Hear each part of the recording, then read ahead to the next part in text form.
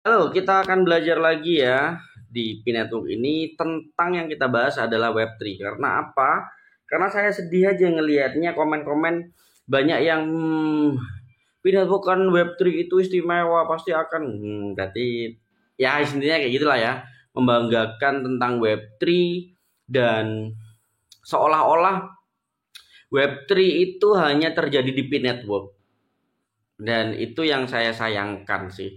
Berarti teman-teman bisa saya anggap ada beberapa orang yang tidak memahami secara Web3 dengan benar dan nggak ngerti tentang Web3. Bukan karena ngejudge nggak ngerti ya, mungkin belum memahami konsep dari Web3. Karena nantinya Web3 ini P-Network akan bergabung juga dengan Web3 lainnya karena Web3 itu memang desentralisasi yang menjadi sebuah kunci yang dinamakan digital identity. Nah, digital identity untuk masuk apa? Masuk dApps dan DeFi gitu ya. Nah, teman-teman, mungkin yang saya sharingkan tidak akan selengkap, nggak akan selengkap seperti gimana-gimana, cuman saya coba semudah mungkin untuk dipahami ya. Dan kita harus belajar Web3 itu sendiri. Nah, Web3 itu kita harus mulai dari pengetahuan tentang Web 1 dulu. Karena ada Web 1, Web 2, dan saat ini Web 3. Nah, Web 1 itu saya kasih gambaran. Web 1 itu adalah web informasi yang hanya digunakan untuk informasi saja ya. Yang membuat informasi yaitu server itu sendiri atau pembuat itu sendiri. Jadi dia bentuknya HTML, teman-teman. Nah, di HTML itu hanya berisi informasi. Contoh, apa manfaat lidah buaya gitu ya. Jadi bentuknya hanya kita mengambil informasi tersebut atau membaca informasi tersebut ya. Itu Web 1. Dan kita nggak bisa ngapa-ngapain, kita nggak bisa kontribusi di sana. Nah, muncul Web 2. Web 2 itu sudah menggunakan HTML, JavaScript, database. Intinya yang kita bisa juga andil untuk berpartisipasi dalam kegiatan di Web 2. Contohnya Facebook. Nah, kita bisa posting di sana, kita bisa interaksi di sana, kita bisa membuat data di sana, kita bisa memproses di sana ya. Instagram seperti itu, kita bisa upload foto di sana dan kita yang bisa membuat konten dan masuk ke database mereka. Kita bisa interaksi dengan yang lain, itu Web 2. Cuman lebih lengkapnya Web 2 itu kelemahannya adalah terpusat. Terpusat dalam artian apa, teman-teman? Server. Contoh, saya masuk Facebook, data saya ada di server Facebook. Data, alamat, dan segala macam data ya ada di Facebook. Data kita status buat apa itu di Facebook. Kebiasaan kita untuk melihat apa semuanya di Facebook. Begitupun di Instagram, begitupun di Twitter, begitupun di Google ya, di YouTube. Begitu. Jadi rentan sekali disalahgunakan ya, rentan sekali disalahgunakan Web 2 itu data yang kita punya sebagai bisa dijual mungkin ya atau dihack. Dihack itu dalam artian ketika saya bisa ngehack Facebook dan yang dicari adalah data saya dan saya sama hacker itu dirubah, maka tidak bisa ngapa-ngapain lagi. Rentannya di situ. Terus Web 2 itu masih memiliki yang namanya regulator, di mana ketika kita posting dan kita memang sudah di-banned sama server Facebook gitu ya, ya kita nggak bisa ngapa-ngapain gitu ya. Jadi masih bisa dikontrol lah, bisa dikatakan seperti itu, bisa dikontrol oleh perusahaan besar, server besar gitu ya, ya sih server-server seperti itu, dan kita masih bisa dibatasi. Terus untuk masalah finance, untuk masalah pengiriman dan segala macam itu masih ada regulasi dan sangkut pautnya pihak ketiga yaitu bank. Nah, itu Web 2 teman-teman. Oke, Web 3 beda. Web 3 ini adalah desentralisasi web yang nantinya bisa disebut sematik namanya. Sematik itu ya anggapannya desentralisasi menggunakan sistem blockchain dan data yang kita punya itu akan tercatat di banyak server ya, atau dikatakan di ledger atau node ya, dari sisi blok per blok gitu ya. Sehingga ketika ada data yang masuk, contoh saya melakukan sebuah permainan mungkin di game atau melakukan sebuah pinjaman atau saya melakukan sebuah investasi atau pengiriman akan dicatat ke desentralisasi buku besar ya, blockchain. Dan itu ketika masuk ya sudah nanti akan terverifikasi ya sama node. Beberapa node akan menciptakan rekaman di sana dengan beberapa server.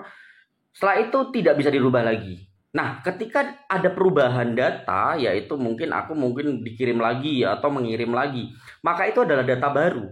Jadi nggak bisa sulit banget untuk merubah secara bersamaan. Karena sistem blockchain ketika tidak terverifikasi dan itu ada perbedaan data, maka akan dibatalkan.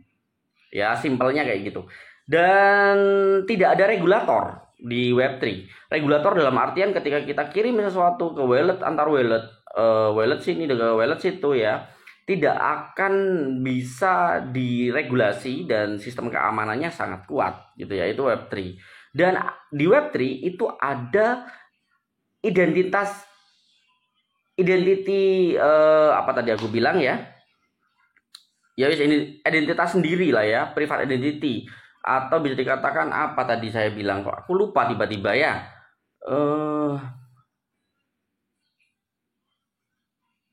Ya udah, itu yang pertama yang aku bilang ada identitinya.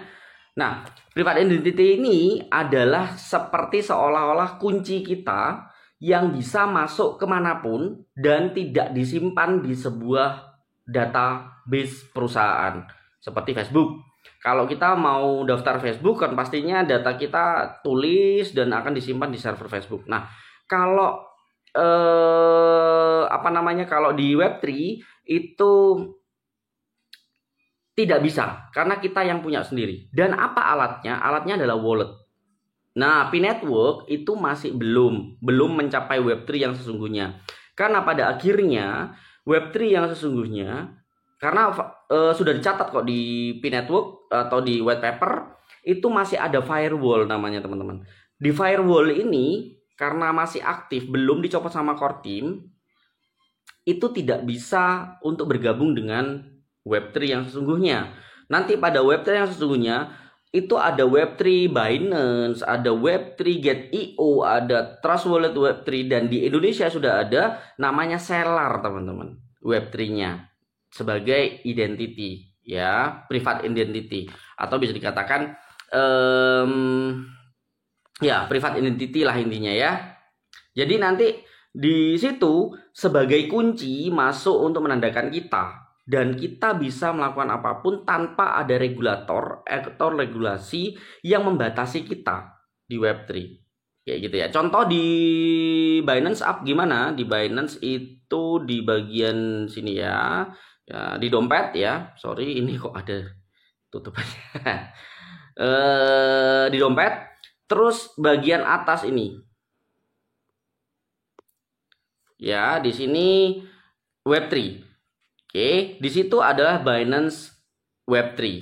Oke, tapi bukan berarti Binance Web3 itu Web3 sendiri. Tidak, teman-teman. Web3 itu masuk ke blockchain secara keseluruhan, gitu loh. Blockchain secara keseluruhan yang nantinya sebagai kuncinya adalah Web3 walletnya Binance. Ya, kayak gitu. P-Network ketika firewallnya sudah dibuka, waduh, harus update ternyata. Oke, kita pakai yang lain. Web3 yang lain ya, Web3 yang lain, Trust Wallet. Trust Wallet kok ada nggak ya? Bentar ya, Trust Wallet. Oke, Trust Wallet. Masuk di Trust Wallet, nanti juga ada namanya Web3 di sana sebagai identitas kita secara privat ya. Ada $2, ini ada wallet zaman dulu ya. Nah, di sini ada Web3-nya itu di Discover. Jadi nanti ada dApps dan DeFi yang bisa kita gunakan sebagai Web3. Nah, kayak gini ya. Cuman memang nggak tertulis Web3 ya. Oke, yang tertulis Web3 aja ya. Ini nggak tertulis Web3. Kalau nggak salah Get.io itu ada Web3. Nah, bisa tertulis Web3. Nanti dibilang, oh itu kan bukan Web3. Capek. Jadi yang biar ada tulisannya Web3 gitu aja ya. Di Get.io itu ada Web3 juga teman-teman sebagai identity kita yang nanti, nah di sini ya, di Web3. Di sini, nah Web3, oke, bisa tahu ya. Jadi bukan hanya P-Network teman-teman. Sorry. Kok lemot banget. Nah, kita masuk ke Web3 Get.io. Ini kok sorry, aplikasinya berat banget Get.io. Astaga. Sorry ya, maaf. Nah, nanti akan ada yang namanya jelajah.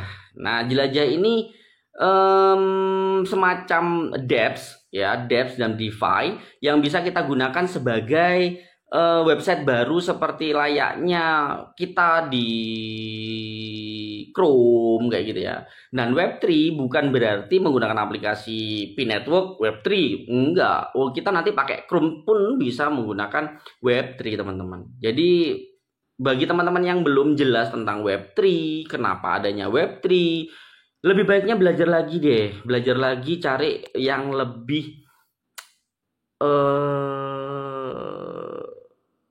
apa ya, bisa dikatakan materinya jelas gitu loh. Jangan sembarangan. Karena Web3 terus semua ini Web3 sudah dari 2015 teman-teman. 2014 itu sudah tercipta Web3 ya. Sebenarnya sudah dicetuskan 10 tahun yang sebelumnya Web3 tentang blockchain ya, kriptografi. Tapi kayaknya banyak teman-teman yang masih belum memahami apa itu Web3 dan kenapa kok ada Web3 dan kenapa dari Web2 berubah jadi Web3. Kalau saya jelaskan lebih lanjut kayaknya panjang lebar ya, karena Web3 ini perubahannya sangat besar. Nah, lebih baiknya kalian langsung mana ya? Oh, ini trading. Langsung ke Chrome nanti atau cari aja Akademi Binance ya. Sorry, ini kok agak lemot. Di Akademi Binance itu dijelaskan Web3 dengan sesungguhnya. Tapi kalau malas baca lebih baik lihat YouTube deh, karena kan ada gambar-gambarnya tuh dari web pertama, web kedua, ke web ketiga, alasannya apa, biar lebih jelas gitu ya. Belajarnya tuh biar lebih jelas, lebih apa ya, kalian menambah wawasan. Kalau hanya seperti itu ya kalian nggak akan berkembang gitu ya. Apalagi yang komen-komen tentang kebanggaan Web3 P-Network nanti akan jadi satu, desentralisasi nanti akan jadi satu. Web3 Binance, Get.io, Trust Wallet, MetaMask, Web3-nya nanti jadi satu, P-Network nanti jadi satu. Hanya saja P-Network sekarang masih ada firewall namanya. Kalau kalian tahu dan membaca white paper, itu pasti tahu apa yang saya katakan, ada firewall yang belum dicopot. Jadi tidak bisa terintegrasi sama kripto lain, dan dApps-nya ya dApps yang dibuat oleh P-Network, bukan P-Network, tapi dibuat oleh pionir-pionir lain, tapi nggak bisa keluar dari itu. Nah, nanti ketika firewall udah dicopot, kripto lain bisa masuk ke dompet, ke wallet P-Network bisa masuk ke dompet yang lain.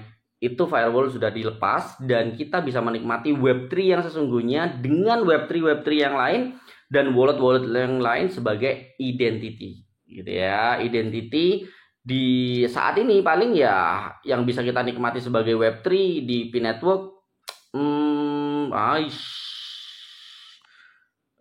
Bentar ya. Yang bisa kita nikmati di P-Network, wah kok kayak gini sih, karena aku buka yang Get.io tadi itu ya. Ya intinya gitulah ya teman-teman. Jadi Web3 ini nanti pada dasarnya adalah gabungan dari semuanya, P-Wallet, Binance, Get.io, terus habis itu nanti bisa kita masuk ke OpenSea sebagai dApps ya,